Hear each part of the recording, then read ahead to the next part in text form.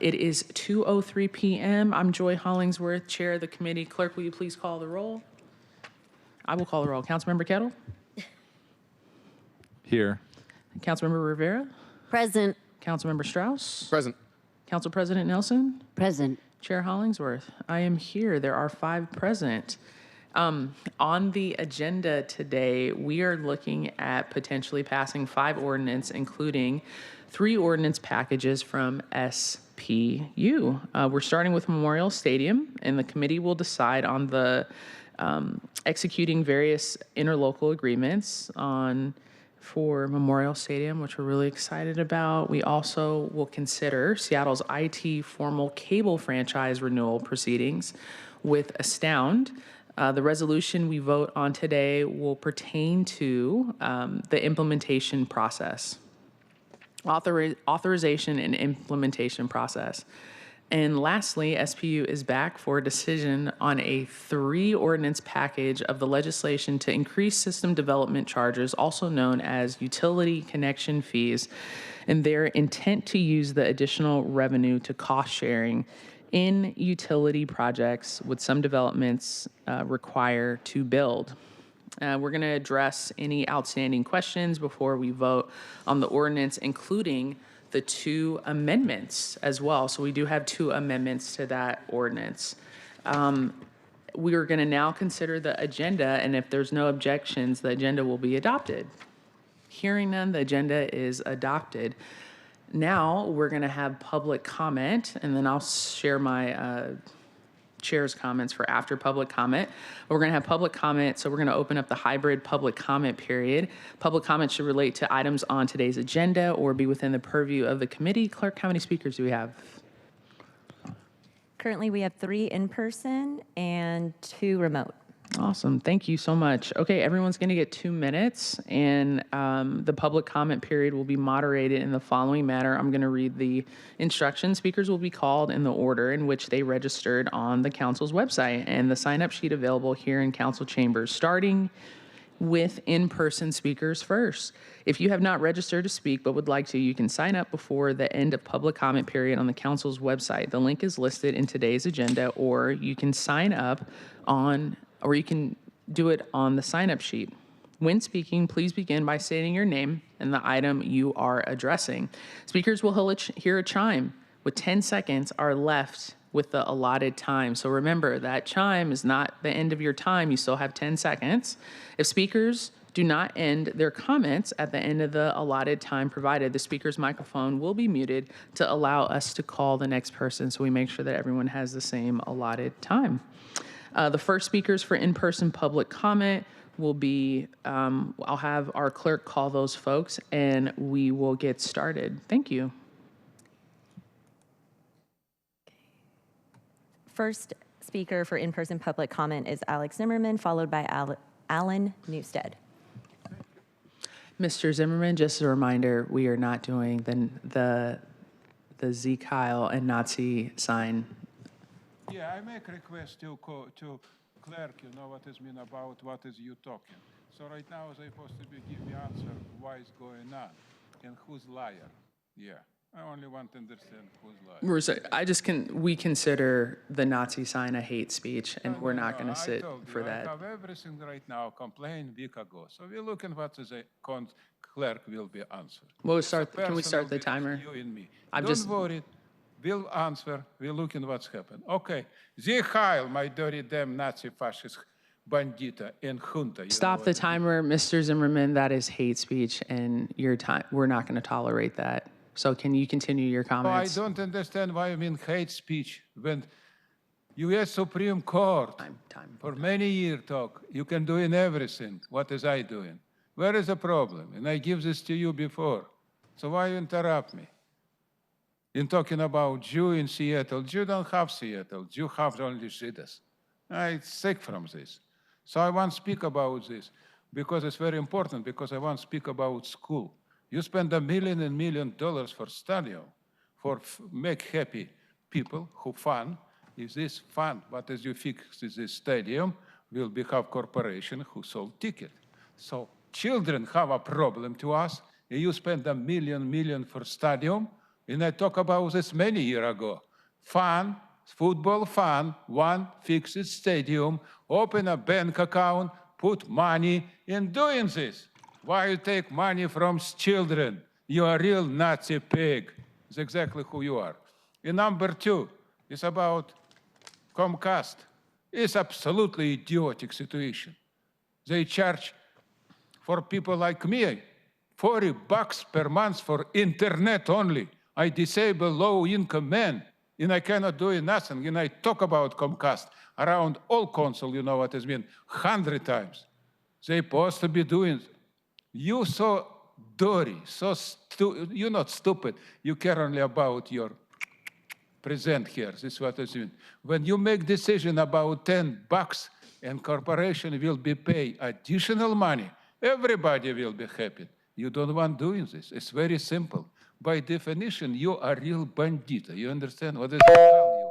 A Nazi pig, a mafia. That's exactly who you are. You not care about this. Viva Trump! Viva New American Revolution! Stand up, idiota! Thank you very much. Next speaker, please. Next speaker is Alan Newstead, followed by Will Ludrum. Hi, thank you. Thank you for your time today. I'm joining, I've emailed several on this committee already, raising awareness of what we think is a pretty simple issue of lack of tarps and for our baseball and softball fields across the city. Talking amongst communities of parents and leagues, the softball leagues, the baseball leagues, high school, little league across the board. We're a city that rains, we all know this. No one's asking for the council to deal with the rain. But when it rains, unfortunately, our fields, except for the ones that have been invested in heavily with advanced tarps, are out for a day, 2 days. We get one rainstorm, a whole Saturday's canceled. I'm not looking for some magical handout. I think there's ample money within the parks budget and the various investments that have been made. We're looking just to raise awareness to say there's a missing link here between rebuilding a new stadium or rebuilding a field. Those are great investments for the city. But let's look at the practical little solutions. Oh, I'm not out of time yet, am I? Let's look at practical little solutions. If we can procure some tarps, raise some attention from the Parks Department. Frankly speaking, not looking for the Parks Department to administer it all. You have volunteer parents, you have volunteer leagues. The community is well engaged to work with the parks on this issue, come up with creative solutions, enable volunteers. At the end of the day, all we would want is for our kids to have access to those fields, play their games, not have to stack up with doubleheaders and multiple other pieces or lose games, all because we're sort of being penny wise, pound foolish. So I recognize this committee ultimately has a responsibility to the Parks Department. I appreciate you raising the issue with them, and hopefully they'll be engaged with us to come up with solutions. Thank you for your time. Thank you. William Ludlam. Council members, thank you for the opportunity to speak today. My name is Will Ludlam, and I currently serve on the Seattle Center Advisory Commission. On behalf of the commission, I want to start by thanking you all for your continued support and engagement in the evolution and success of Seattle Center as a cultural and civic heart of our community. From the successful redevelopment of Climate Pledge Arena to ongoing programs with our resident organizations like KEXP, the Rep, the Ballet, the successful Folklife Festival that we had this last weekend. Your continued support for our important community gathering place is greatly appreciated. Today, I'm here to express the Advisory Commission's strong support for advancing the Memorial Stadium redevelopment agreement. This project is transformational. It's an investment that is not only in a new stadium, or for a new stadium for the Seattle Public Schools in our community, but in the very heart of Seattle Center. It unlocks acres of new green and open space, improves walkability, reconnects the campus from the east to the west, linking McCaw Hall, the Armory, and the International Fountain to the campus edge on Fifth Avenue, helping to fulfill our Century 21 strategic master plan. It allows for better integration of events, public life, and cultural experiences across the site. We believe this will be a catalyst for more vibrant and inclusive programming, including families, students, and visitors alike. The shared vision between the city, the school district, and our philanthropic partners ensures public access, and the legacies are honored. With your support, we can move forward with a stadium that reflects our values and serves our youth and the entire city for generations to come. Thank you very much. Thank you so much. We will now move to the remote public comment. Once your name is called, please press *6 to unmute. First up is Colleen Kimsey-Love.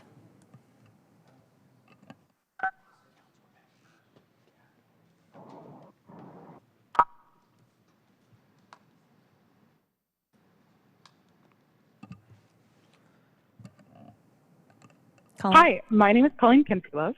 I am calling to speak in support of relocating the follow-up event for the May 24th prayer rally in Cal Anderson to Magnuson Park.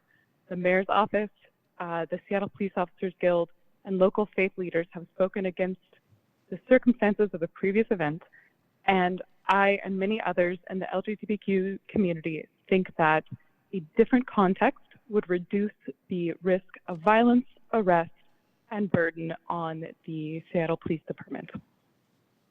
That's all. Thank you. Thank you, Colleen. Last speaker is David Haynes. Please press *6.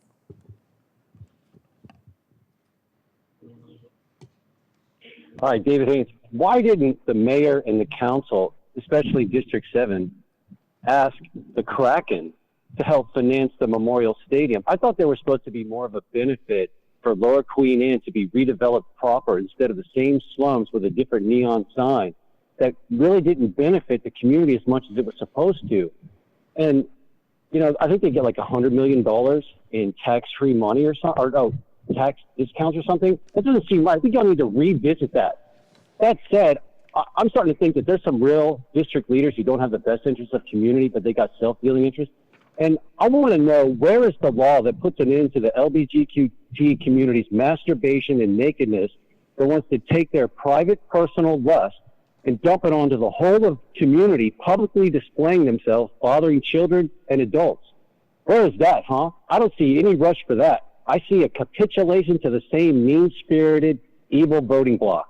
Yet council has introduced a significant amount of amendments to water down the integrity of the ethics because of self-dealing conflicts with landlord-tenant relations and family and personal investments. So is council going to do anything about the lust in the park and take away the restrictions to prove that there isn't conflicts? Or are you all just going to capitulate to your power-mongering careers and not do the best for the community because you have selfish interests? It's like, we could go down the list of everybody who's listening to this and find out how many have a conflict and a watering down of the ethics that are undermining the integrity that justifies having a Department of Justice investigate the city of Seattle and all of their employees, whether they're the staff who are misleading when it comes to spending priorities and not being so detailed, or the council and the mayor who have serious conflict that justify revolt because you're backstabbing the working class and you're perverting children's minds and bodies, and you don't have the best interests of community. Thank you, Mr. Haynes. If there's no additional speakers who signed up online or in person, and I'm assuming there's none, clerk, awesome. We're going to now proceed to our items of business. And will the clerk please read item 1 into the record? Council Bill 120982, an ordinance relating to the redevelopment and operation of Seattle Public Schools Memorial Stadium at Seattle Center, authorizing the mayor to execute an interlocal agreement with the Seattle School District, or SPS, for the joint redevelopment of Memorial Stadium and associated improvements benefiting the Seattle Center campus, and a development agreement with Memorial Stadium Redevelopment, MSR, providing for joint funding and design and construction of the new Memorial Stadium, authorizing the Seattle Center Director and City Budget Director to negotiate for the mayor's signature a 5-year operating and maintenance agreement with MSR and SPS, and ratifying and confirming certain prior acts for briefing and discussion and possible vote. Awesome. Well, thank you to our guests. We're looking forward to the presentation today. And I know this has been a long process and there's still more to go, but looking forward to this process that we have with council. So please introduce yourself for the record and can jump right in. Good afternoon, council members and Chair Hollingsworth. Marshall Foster. I'm the director of Seattle Center. David Kunzelman, Planning Capital Development Director, Seattle Center. Mari Harita, Seattle Crack and One Roof Foundation and Memorial Stadium redevelopment. Fred Podesta, Chief Operations Officer, Seattle Public Schools. Tim Burgess, Deputy Mayor. Brian Goodnight, Council Central Staff. Awesome. Thank you all for being here and you can just jump right in. Great. Thank you all so much. Today what we're going to do is provide you a few updates following our briefing 2 weeks ago. And thank you again for your time on the 14th. And I'll let David Kunzelman do that. And then we're going to have our principals from the 3 major partners all provide you with some comments on the partnership and the next steps to come. All right, thank you, Marshall. Just sharing a few things that have happened in the 2 weeks since we saw you last. In addition to activity here at the city, the school district has also been busy. You're going to hear from Fred Podesta, but on the 14th of May, same as our committee meeting, they also introduced the project and an agreement to the school board. Also wanted to highlight a couple things that are happening on the permit side. So we, of course, are far along in the design and happily in the permit process as well. We were excited to receive on May 5th our DNS, Determination of Non-Significance, from SDCI, which that was shared and posted along with the agenda materials. And then also just as excited to share that we received no appeals. So we are at the end of the appeal period and have not received any of those. On the landmarks side of things, we have taken the memorial wall through that process. And we just recently were in front of the Landmarks Preservation Board, and we're excited to receive a unanimous granting of the certificate of approval. So we're well on our way with the design that we discussed with you regarding the wall 2 weeks ago. What we really wanted to do today was not go back through everything that we shared before, but really just give you that recap, but also let you hear from our partners. So as we talked about, we have a very unique public-private partnership. We're very excited about all of our partners and couldn't have asked for a better team to bring this together. So we're going to start with Fred Podesta and let you hear directly from each of them. Fred? Thank you, David. Thank you, council members, for your time. I want to thank the city team and the One Roof team for the great partnership that we've enjoyed so far.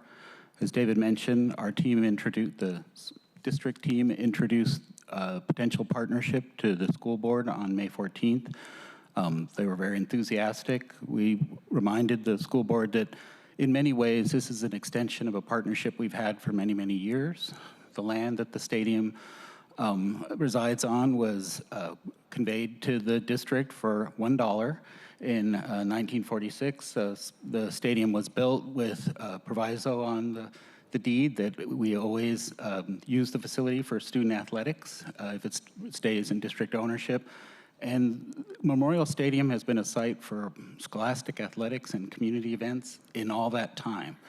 We're grateful to redevelop it with the city again as a partner, kind of formalizing an arrangement that we've had for decades, and the introduction of One Roof as a private partner to help facilitate and professionalize that community use of the facility. Memorial Stadium is well loved by Seattle Public Schools and gets used by lots of students, but there is capacity that goes unused for community use, but that's not really the school district's business. So we're grateful to have partners in the city and in One Roof to help make Memorial Stadium a student asset and a community asset. And so be happy to answer any questions anyone has, but again, the district is all in, and the board should finalize its deliberation by June 4th. All right. Thank you. Thank you for the opportunity to present today and for the many ways that each of you has helped us get to this very exciting moment. Youth hold high your torch of truth, justice, and tolerance, lest their sacrifice be forgotten, are the words inscribed on the memorial wall outside the stadium, above the names of the 762 students who gave their lives in defense of our country and our democracy nearly 80 years ago. Words that most people can't see anymore because of the grime and dirt accumulated over nearly 80 years, but words that are perhaps more relevant now than ever. The stadium for decades served our students and community well, but for the last 30 years has not only become outdated, but in dire need of replacement. It is unwelcoming and unsafe for players and spectators alike, and it is a blight on the campus and the surrounding neighborhood. And now finally, after decades of trying to solve this problem, we have a solution thanks to the leadership of the Seattle Public Schools and the city coming together with a vision and a plan. And we at the Kraken and One Roof Foundation are honored to be selected as the third partner to this cross-sector public benefit collaboration. With only 4 seasons behind us, from the very start, the Kraken and One Roof have been committed to helping where we can and to creating a community where everyone, and in particular our youth, can thrive and find joy and opportunity.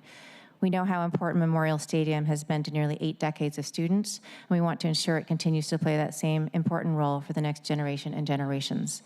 We have donated millions of dollars of in-kind support, made a $5 million lead gift, and raised an additional $25 million from companies, individuals, and foundations who share our love for the stadium and the city.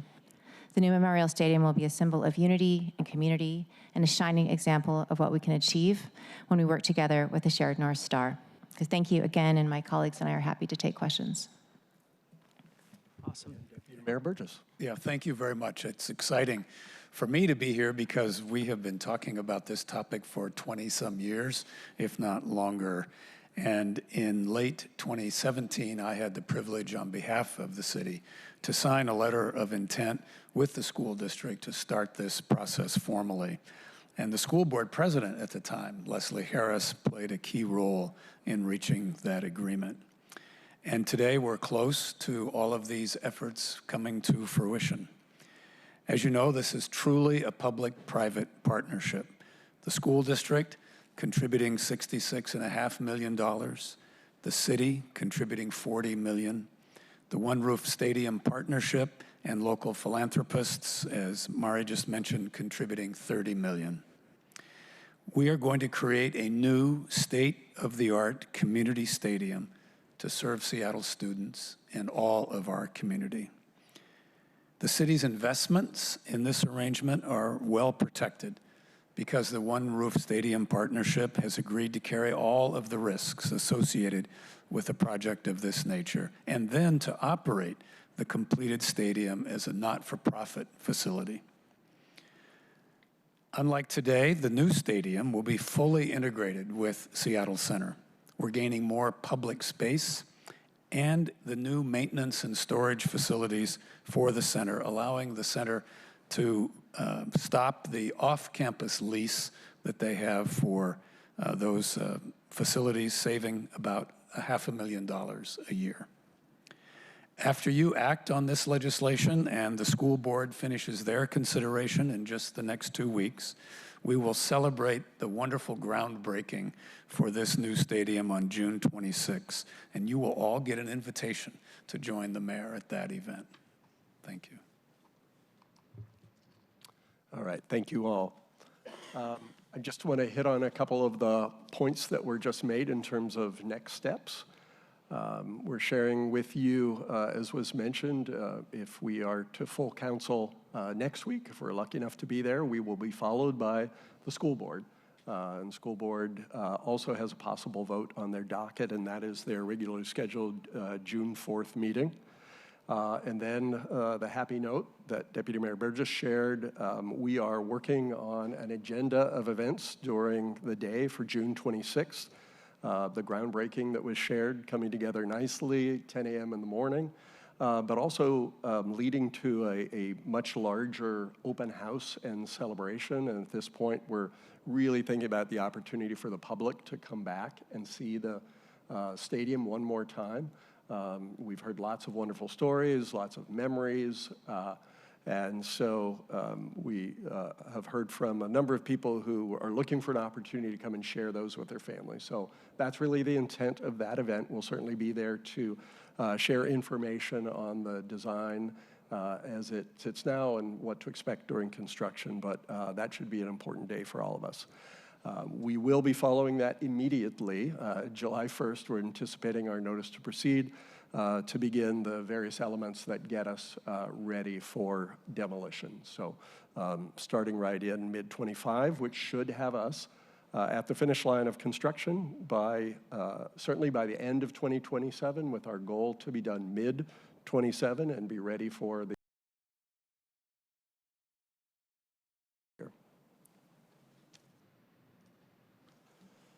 And with that, we'll bring it to questions. Awesome.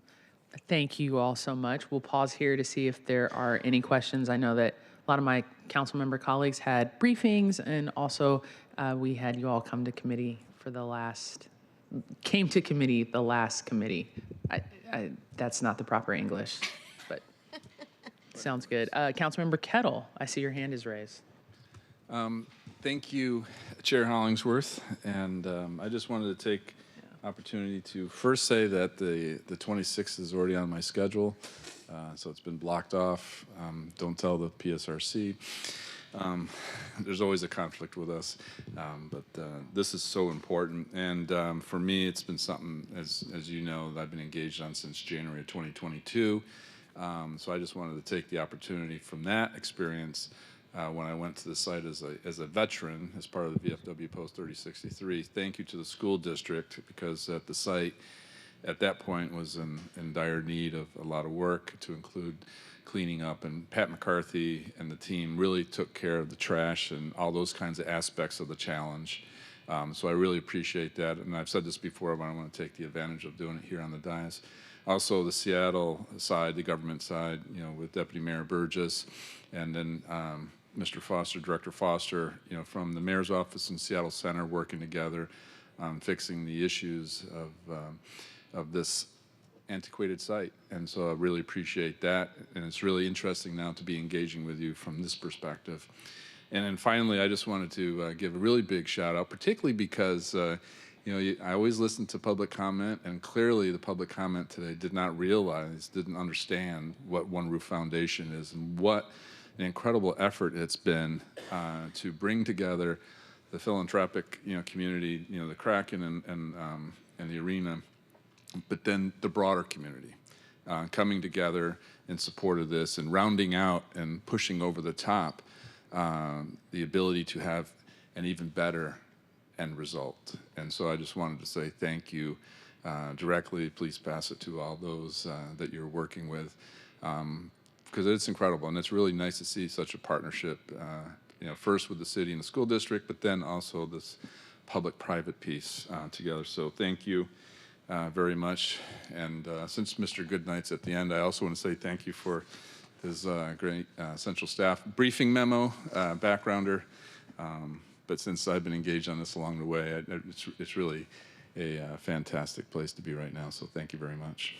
Thank you, Councilmember Kettle, and I apologize. Brian Goodnight, would you like to say anything, give us any updates? I apologize. Thank you, Chair. No additional comments. Happy to respond to any questions, but thank you. Awesome. Thank you so much. Council Member Strauss. Thank you, Chair. Last time we were here, I provided a few remarks of how many hands it has taken to get us to where we are today. I'll share it again today. Many thanks to everyone at this table, everyone who wasn't able to attend committee. It's really taken an amazing partnership across governmental jurisdictions. I mean, it's really amazing, Fred and Deputy Mayor, the fact that the two of you have been working on this for, I don't even know how long, really. I mean, you said 20 years, but you signed that MOU when you were mayor. I mean, the number of councils, the number of council members, the number of people that have their fingerprints on this work to get it across the finish line is truly amazing. I'm very excited. You know, there is that sentimental, well, we have so many memories in this building, and I can say that it's time to also have a new place to have those memories. I was lucky enough to be a Ballard youth soccer player walking across at halftime when the Sounders played there, listening to Tribe Called Quest and so many other musicians at Bumbershoot, getting to even this last year watch Ballard FC play there. It's, the memories will never fade, and I think after walking down the very steep stairs that don't have hand railings this last year, it was a good reminder that it might be time to upgrade. So just wanted to share these thanks to you and to everyone else who's had their fingerprints on it. And then also with Councilmember Kettle, this last Monday, we celebrated Memorial Day, and I was with some members of the local Ballard Eagleson and VFW, and they were sharing the story of Bob Councilmember Kettle going down to the memorial wall and saying, this isn't good enough. And so, Councilmember Kettle, even before you were a council member, you've got your fingerprints here. It's just, this is a good story. I'm excited for the future. Thank you for all your work. Thank you, Councilmember Strauss. I'll pause for any other comments and then reflect on my own, and then we'll jump to a vote. So obviously, thank you. I know my colleagues, so I'm going to chime in with the thanks. The Seattle Center, DM Burgess, the previous council members as well, Mayor's Office, the One Roof Foundation. You have been phenomenal partners in the Kraken, and then also Seattle Public Schools as well. Just thank you all for your partnership. I think I'd shared this with some folks. I got my first start at Memorial Stadium when I was an intern for Seattle Public Schools under the great Al Hairston, who was the athletic director for Seattle Public Schools, and I did my internship there for a year, and part of my internship was escorting the football teams into the stadium, and I had a walkie-talkie that was glued to my hip. And so I know that stadium inside and out. I know where all the leaks are, all the dead bodies are. I'm just playing. Everything is. And so it's really, the only question I have, are we going to blow it up like we did the Kingdom? When we no, we're not. Okay. Well, that would have been kind of cool. All right. Well, thank you. But thank you all for just obviously your partnership. We know that this is the first of many, and we still have a long way to go because we have to build the thing. So this is only the admin piece. So I'm going to move that the committee recommends passage of Council Bill 120982. Is there a second? Second.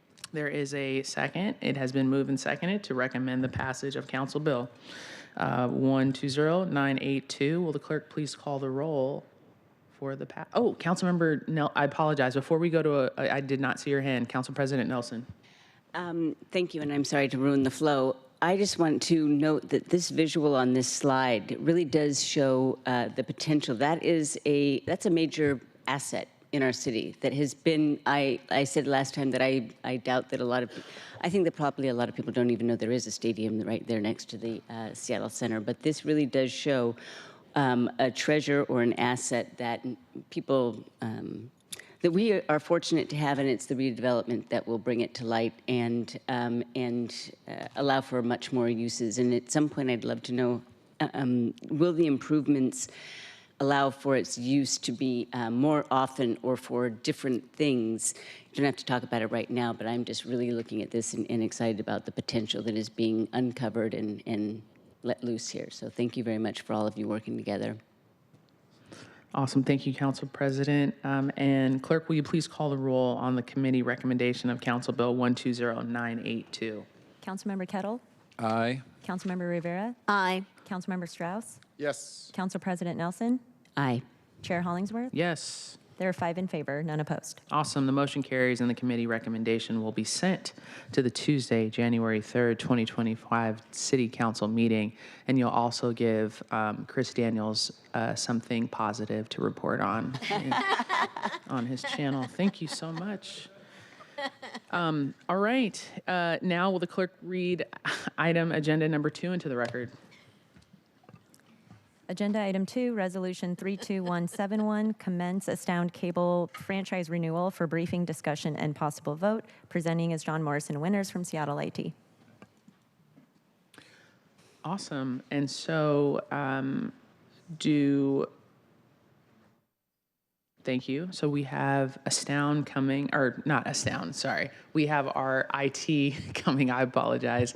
Please introduce yourself for the record, and we can jump right in. Yes. Thank you, Council Chair, Committee Chair Hollingsworth, and the members of the committee. I'm John Morrison Winters. I'm the Digital Equity Program and Broadband Manager for Seattle IT, and I also manage the Office of Cable Communications. So let me just get the slides up here one moment. No worries at all. Thank you so much. I know we have a little bit of a transition, and we will wait as we get that jumped up. Thank you for being here, John. We appreciate the work you do. Go right ahead. Thank you so much. Yeah, so I'm here today really to answer any questions and just to offer a kind of abbreviated version of the presentation that I gave last time. So this is really the main slide that sort of outlines the purpose of the resolution and what it does. So this resolution will commence the city's cable franchise renewal process with Astound. And just for the abbreviated version, the cable franchising is governed by federal law, so it's the Cable Act and the Telecommunications Act that really outline the requirements that the city has as the local franchise authority and the requirements that the cable providers have as well. So we do have cable franchising, which is what allows our cable providers and operators to be in our right-of-way. And in exchange, they pay franchise fees. And the franchise also expresses the other priorities of the city, for example, our Cable Customer Bill of Rights, and it provides funding for PEG, which is the Public Educational and Governmental Television, specifically Seattle Channel. In the city of Seattle, we typically renew franchises every 10 years, and this resolution really kicks off that process. Federal law does not specify how a franchise renewal must be kicked off or commenced, but historically the city has done this through council resolution, and that really just clarifies our intent to continue and move forward with the process and ensures that we're meeting our obligations under federal law as the franchise authority. Franchise renewal typically takes about 3 years, and Astound has sent us a letter indicating their desire to renew the franchise, and federal law does say that we have 6 months from the time that they send the letter to commencing the proceedings. So that letter was received back on December 12th, 2024. And so we're within our time frame here. And on the slide, there's the schedule with the vote planned for today. So that's why I'm back here. Again, happy to answer any questions. I know there was one question last time in terms of the role of council. So just to clarify, this again really is just commencing the proceedings. But I will look forward to coming back probably in about 2.5 years for Astound, but much sooner. We're also in the middle of our franchise renewal with Comcast, and so looking forward to coming back much sooner, probably later this year for that process. Thank you. Any questions? Awesome. Thank you, John. Really appreciate that. Brian, good night. Yeah, thank you, Chair. I don't think I have any additional comments. John did a nice job. I was going to mention the 6-month timeline, so the council action is timely, as this would be the kind of formal kickstart of the process. But yeah, more to come. Awesome. Thank you so much. Colleagues, I will pause here to see if you have any questions. I know that I got mine answered through IT, so I really appreciate the engagement with our office and everything on this resolution. I'm not seeing if anyone has any questions left, right? Okay, awesome. So I'm going to move that the committee recommend adopting Resolution 32171. Is there a second? Second. It's been moved and second to recommend the adoption of the resolution. Clerk, will you please call the roll? Councilmember Kettle? Aye. Councilmember Rivera? Aye. Councilmember Strauss? Yes. Council President Nelson? Aye. Chair Hollingsworth? Yes. 5 in favor, none opposed. Awesome. The vote carries, and the committee recommendation will be sent to Tuesday, January 3rd, 2025 City Council meeting. Thank you so much, John, for your time and all the work that you all are doing with our information technology department. And Mr. Goodnight, thank you for all the work that you've done on this project as well. Thank you. Thank you so much. Powering right through, the last 3 items will be heard together, which will be, clerk, will you please read the agenda items 3 through 5 into the record first? Council Bill 120966 through 120968, an ordinance relating to Seattle Public Utilities, revising, consolidating, and enacting provisions related to system development charges for water, sewer, and drainage infrastructure, an ordinance relating to Seattle Public Utilities, authorizing the General Manager, CEO of Seattle Public Utilities to develop municipal assessment reimbursement area authority, an ordinance amending Ordinance 127156, which adopted the 2025 budget, including the 2025 to 2030 capital improvement program. For briefing, discussion, possible vote, presenting as Brian Goodnight, Council Central Staff. Awesome. Thank you, Brian, for being here. Introduce yourself for the record, and you can jump right into. Thank you, Chair. Brian Goodnight, Council Central Staff, occupying my third seat at the table today. So as you said, this is the third discussion of the System Development Charge, or SDC, legislative package. The committee first heard a presentation at its April 23rd meeting, and then at the May 14th meeting, SPU followed up with some examples of how the proposal could impact development and the city's network of water, sewer, and drainage infrastructure. So just briefly, the first bill, Council Bill 120966, would revise and increase the water SDC, would establish new SDCs for the drainage and wastewater lines of business, and would consolidate the relevant provisions into a new subtitle of the Seattle Municipal Code. The second bill, 120967, relates to latecomer agreements and authorizes SPU to create municipal assessment reimbursement areas. Those agreements and the reimbursement areas would allow SPU to participate financially in mainline extension projects and then recoup some or all of that investment from benefiting parcels in the future. And then the third bill, 120968, would amend the 2025 adopted budget to add 6 new positions at a total of $950,000 in appropriation authority to SPU's water fund and their drainage and wastewater fund. According to SPU, the staff are needed to manage the engineering, the contractual, and the latecomer agreements, the administrative aspects of the program and the latecomer agreements. And ultimately, the positions would be funded by anticipated SDC revenue. And then on the screen, Chair, if you'd like, I could go through the 2 amendments that are Yeah, possible. absolutely. So I apologize. I did not read the instructions, so thank you for that. So we're going to we've first heard from Brian Goodnight and his overview on the bill. I'm going to have to move the underlining bill for discussion first. Then both amendments will be moved before amendment discussions. And then we can reopen that for discussions to the committee on the recommendation of these bills.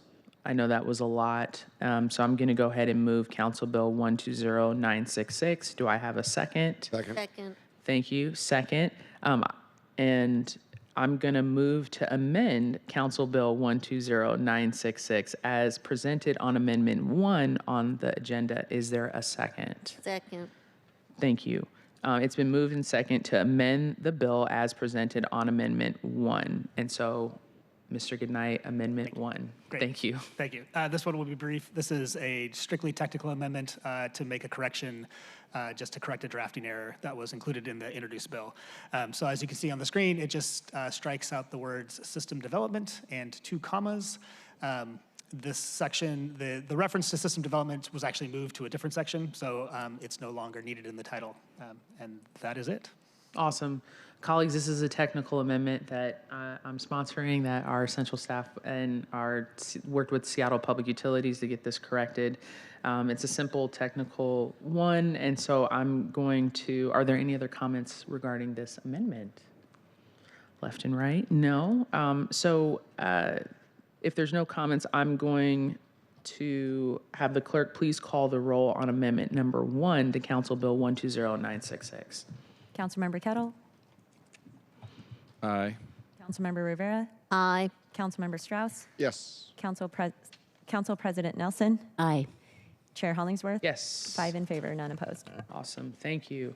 The amendment passes, and so that has amended Council Bill 120966. Councilmember Rivera, would you like to make a motion for your amendment number 2? I would, Chair. Thank you. I move to amend Council Bill 120966 as presented on the recently distributed Amendment 2, Version 1. Second. Thank you, Chair Hollingsworth. You're good. Mr. Goodnight. Great, thank you. So amendment number 2 would expand access to an optional deferral process for the SDC, for the system development charges. In short, as the bill is currently drafted, it would allow for an economically disadvantaged homeowner who occupies a residence to defer the payment of any SDCs until the property is sold or transferred. The deferral ability is allowed by state law for certain groups, including low-income persons. So in its current form, the relevant section points to a different section of Seattle Municipal Code, and that defines economically disadvantaged as 200% of the federal poverty level. And just for reference, in this current year, in 2025, 200% of the federal poverty level for a family of 2 would be a little more than $42,000. For a family of 4, it'd be about $64,000. So this amendment would expand eligibility to include households at or below 80% of the area median income. So that's for the Seattle metropolitan statistical area.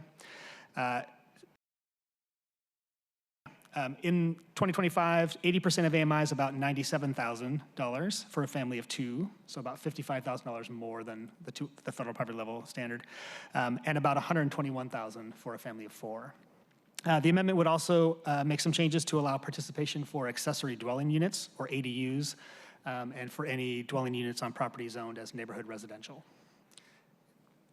Awesome. Councilmember Rivera, would you like to address your amendment? Yes, thank you, Chair. First, I want to start by thanking General Manager Andrew Lee and his staff, and also our central staffer, Brian Goodnight, for all their help and assistance with this bill. Colleagues, at the end of the day, and you may recall me saying that what I'm trying to address with this bill is we've got some property owners who are retired and living on fixed income, who are being saddled with a lot of property taxes, and who in some cases have opted to build an adu-dadu in order to live in, and then they may rent their main house in order to be able to afford to stay on that property. And so this was a way to address a deferment of the costs for those homeowners.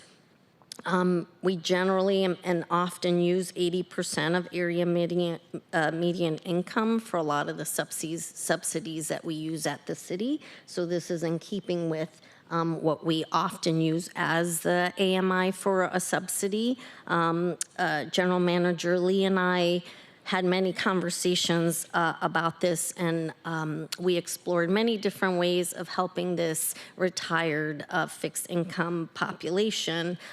This is the best bill that we could come up with, and so I offer it for your consideration and hopefully your support, again, to try to help our retired folks that are having trouble staying in their homes and might opt to build an adu-dadu in order to be able to stay on their property. Happy to answer any questions. Awesome, and just want to thank Councilmember Rivera for your due diligence and focus on affordability and making a stronger ordinance on this. I know that was incredibly important to you when we talked, and so really appreciate your work on this. Are there other comments regarding this amendment? Seeing none. Awesome. All right. So it's been moved and second to amend the bill as presented on Amendment 2. And if there's no further comments on the amendment, Clerk. Actually, oh, there Chair, is. can I say one more thing? Yeah, go ahead. I neglected to give you gratitude for delaying this vote one more meeting in order to allow General Manager Lee and I to explore this further. And so instead of having 2 meetings, which we generally have before a vote, you allowed a third. So I really want to thank you for that and recognize how important it is for our retirees in the city, across the city, to try to have an option to help Absolutely. them out. So thank you, and very much for affordability. Awesome. Thank you. It was important that we were all in alignment, and I know we were, and I think we got to that place, so really grateful for that. Thank you. Awesome. So if there's no further comments, I'm going to go ahead and call the roll on adoption amendment number 2. We're going to change it up today. Councilmember Kettle. Aye. Councilmember Rivera. Aye. Councilmember Strauss. Yes. Council President Nelson. Aye. Chair Hollingsworth. Yes. 5 in favor, none opposed, and the motion carries, and the amendment is adopted. So, colleagues, any additional questions or comments before moving to vote on the committee recommendation to pass the 3 ordinances.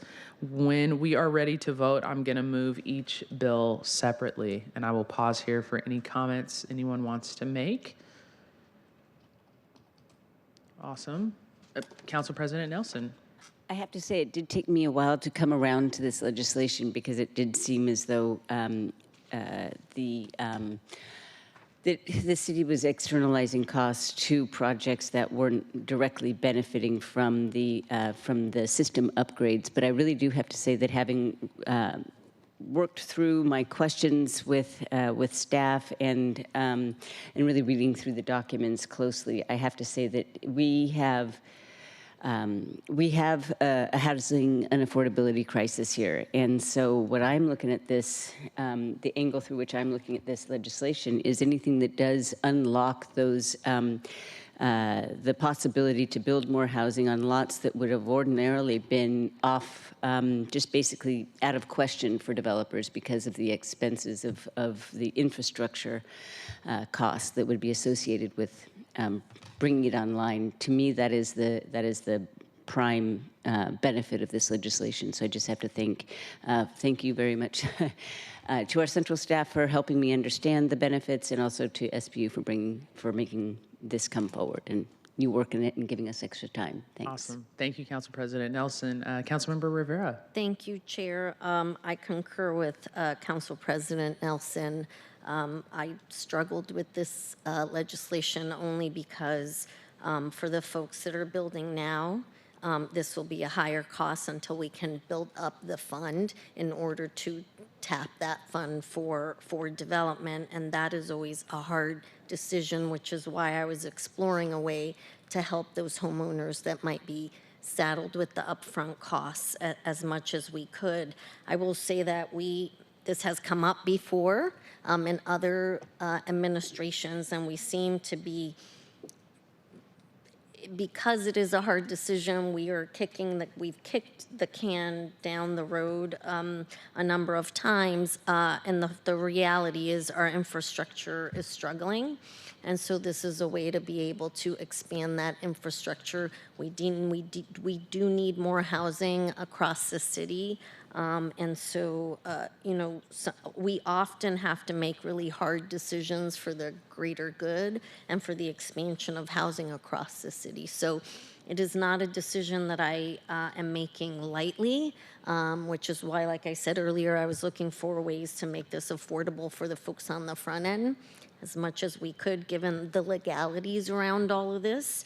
And I really appreciate the chair's willingness to give us the opportunity to engage with the department and our central staff to try to do the best we could with this particular legislation, knowing that, under the leadership of Director Lee, he also made some changes to this legislation that had come prior in order to make it a better piece of legislation, quite frankly. So thank you, Chair, and thank you for letting me say that. Awesome. Thank you, Councilmember Rivera.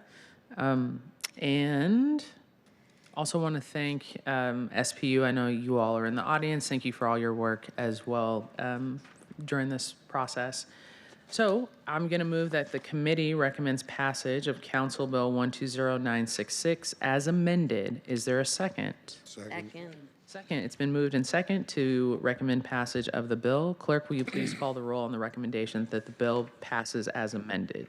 Councilmember Kettle? Aye. Councilmember Rivera? Aye. Councilmember Strauss? Yes. Council President Nelson? Aye. Chair Hollingsworth? Yes. 5 in favor. Motion carries. Recommendation of the bill as amended will be sent to the June 3rd, 2025 City Council meeting.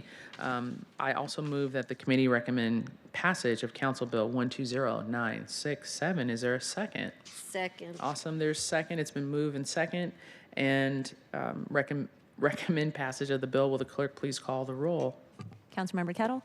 Aye. Councilmember Rivera? Aye. Councilmember Strauss? Yes. Council President Nelson? Aye. Chair Hollingsworth? Yes. 5 in favor. Thank you. The motion carries. The recommendation that the bill as amended will be sent to the June 3rd, 2025 City Council meeting.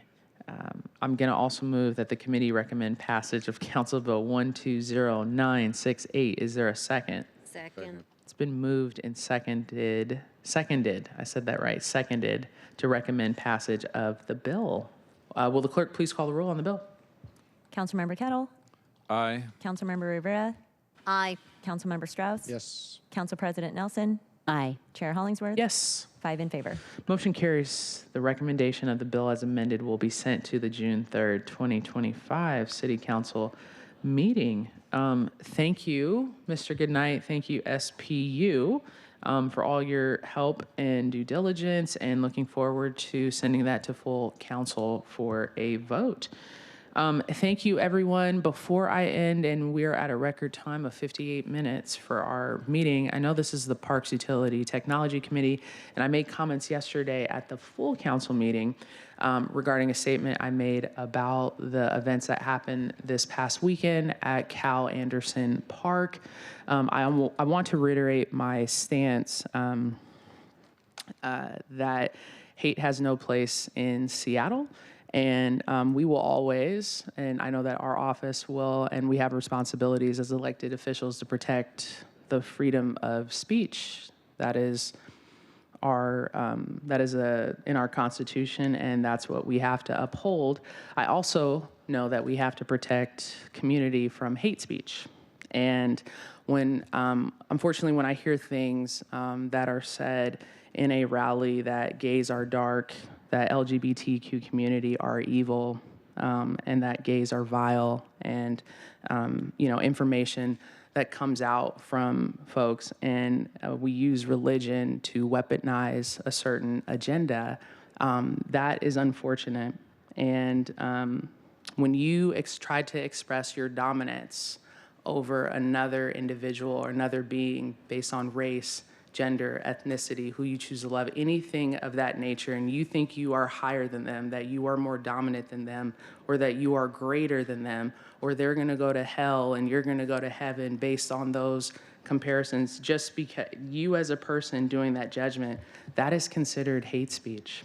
And so it's my duty as the council member to protect community folks, especially our gay community, from speech of that nature, especially in a historic gay neighborhood. So I just wanted to put that for the record, because I know that in the religious communities and church communities, hasn't had always had a great relationship with gay community, but because I know I am a person of great faith, and have been born and raised in the church, I know that those two can coexist. And so just wanted to state that for the record, especially the events that happened at Cal Anderson Park, and for people to know that as your representative, I am going to make sure that that never happens again in our district and our city of Seattle, to make sure that people are safe, and we're also protecting the First Amendment right as well. So anyways, didn't want to end on that type of note, but Gay Pride is next month, and we're going to have a blast in Seattle for June, loud and proud, and that's going to be our moment for us to make sure that we show people that we lead with love in our city. So thank you, everyone, and with that, we have... Chair? I'm sorry. Councilmember Strauss? I don't mean to overstep, but I think Council President has her hand raised. Council President Nelson? Oh, I guess I didn't lower it. Sorry, old hand. Thank you, everyone.